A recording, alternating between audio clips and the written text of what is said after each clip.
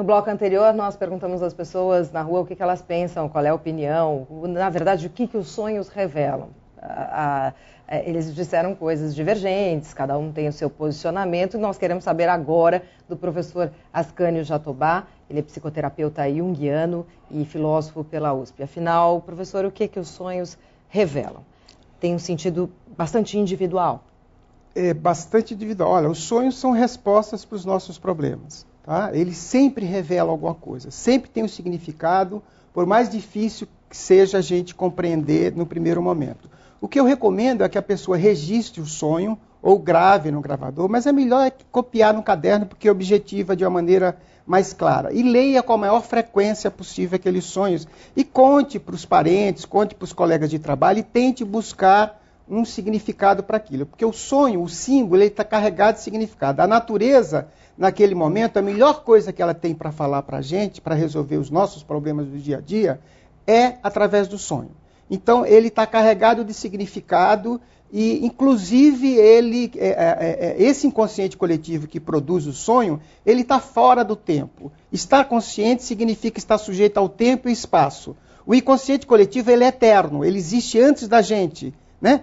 O universo, os físicos dizem, tem 13 bilhões de anos. Então, o inconsciente coletivo tem 13 bilhões de anos. Nós é que vivemos, em média, 70 anos. Tá? Então, a gente tem muito que aprender com essa natureza, porque esse inconsciente coletivo é como se fosse uma memória central que a humanidade vai acumulando, cada experiência individual. Então, o problema que cada indivíduo está vivendo hoje já foi vivido por bilhões de pessoas.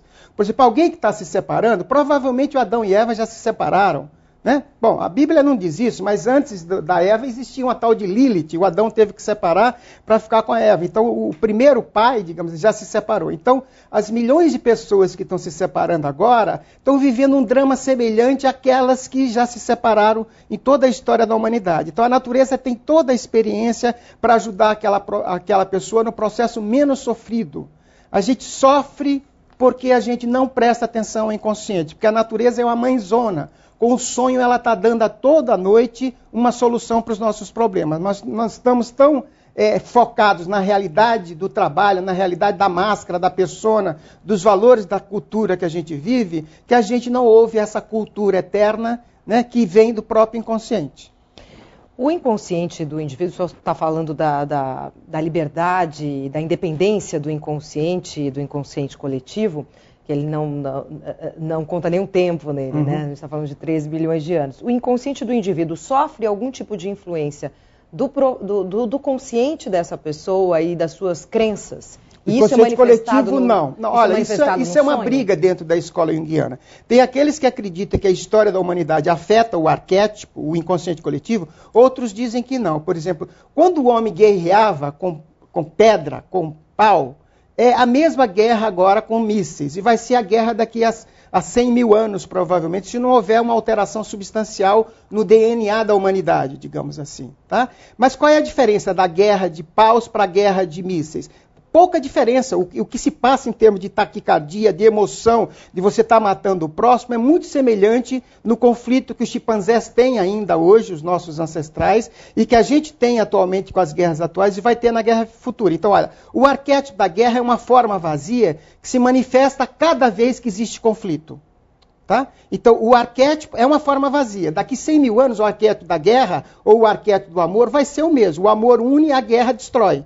Tá? Então, nesse sentido, seja qual for a manifestação atual que a humanidade está fazendo para o amor ou para a guerra, não mexe no arquétipo, porque ele é só uma moldura, ele é só um formato, né, de como o conflito vai acontecer. Entendi.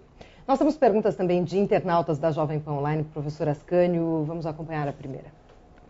Varia para pessoa o sonho que a gente tem? Isso já respondeu, realmente deve ser analisado de forma individual. Exatamente, porque a pessoa pode estar vivendo uma problemática universal, mas a resolução é pessoal, o entendimento é pessoal.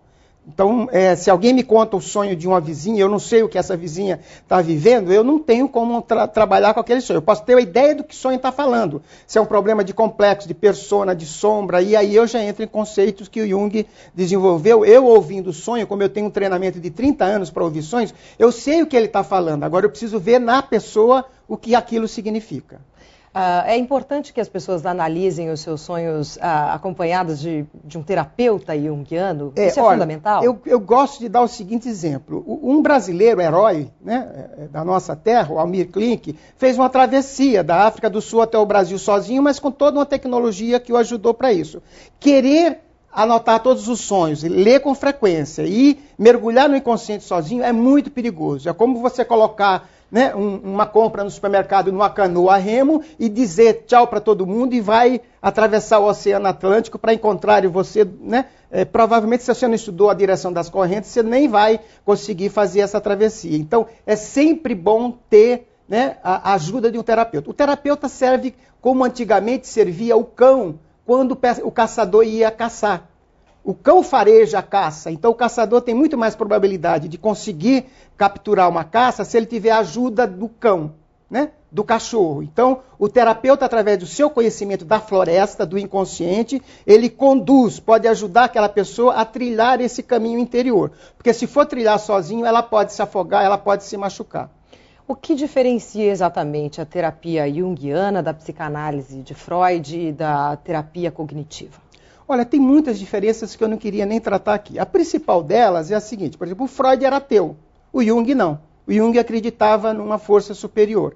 E ele criou toda as suas teorias em função do que a humanidade sempre acreditou. A humanidade sempre acreditou, em todos os tempos, que a gente deriva de uma força superior. Essa força superior, que as religiões chamam Deus, ele chamou self, si mesmo, ou inconsciente coletivo. Ou a vida. Um sinônimo para o inconsciente coletivo é a vida, que continua sendo um tremendo mistério.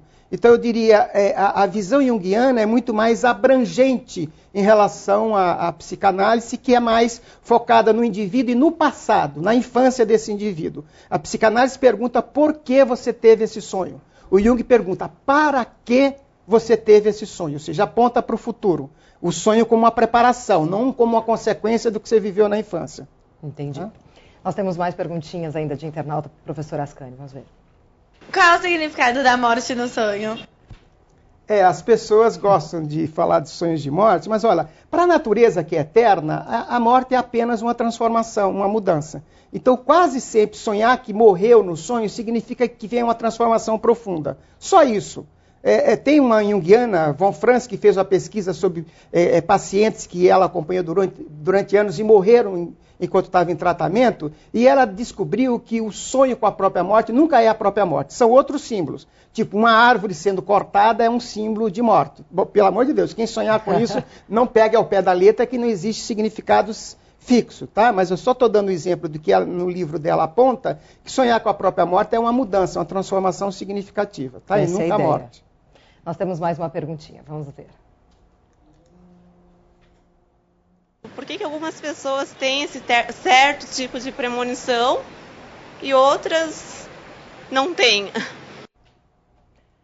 Premonições nos sonhos. Olha, como eu já vinha dizendo, o sonho está num plano do que a gente chama de eterno e de infinito. Espaço e tempo não existe. Está em outra dimensão que a gente desconhece como é que isso é possível. Então, já que o inconsciente coletivo vem de uma região do ser que é a eternidade, eu vou falar um paradoxo, uma coisa absurda.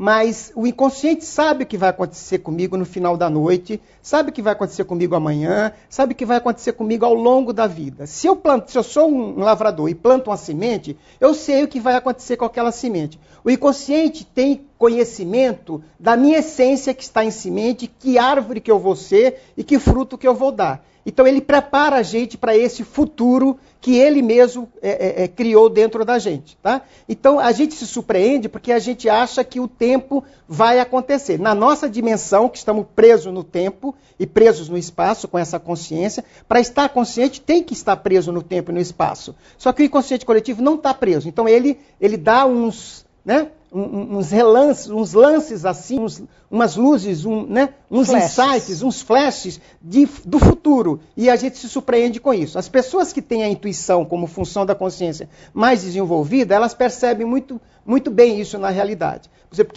quem consulta cartomante, quem consulta sensitiva, sabe que às vezes elas acertam, porque elas têm uma intuição bem desenvolvida. É só elas desenvolverem uma certa técnica, aliada com a capacidade que ela tem de sugerir caminhos possíveis, geralmente ela acerta, principalmente se a pessoa for sugestionável. Tá? Então a intuição vem do inconsciente. A intuição é uma função da consciência, né? Por exemplo, agora a Bolsa de Valores ontem caiu enormemente, o homem mais rico do Brasil perdeu 2 bilhões de reais ontem, então se ele tivesse uma intuição boa, ele teria saído a semana passada. Tá? Então, na Bolsa de Valores, as pessoas que têm uma intuição bem desenvolvida, elas podem antecipar o que vai acontecer e vender essas ações antes que venha uma grande queda, como aconteceu ontem aqui no Brasil. Nós estamos recebendo hoje no Espaço Online o psicoterapeuta junguiano e filósofo pela USP, professor Ascânio Jatobá. Daqui a pouquinho continuamos a nossa conversa. Até já!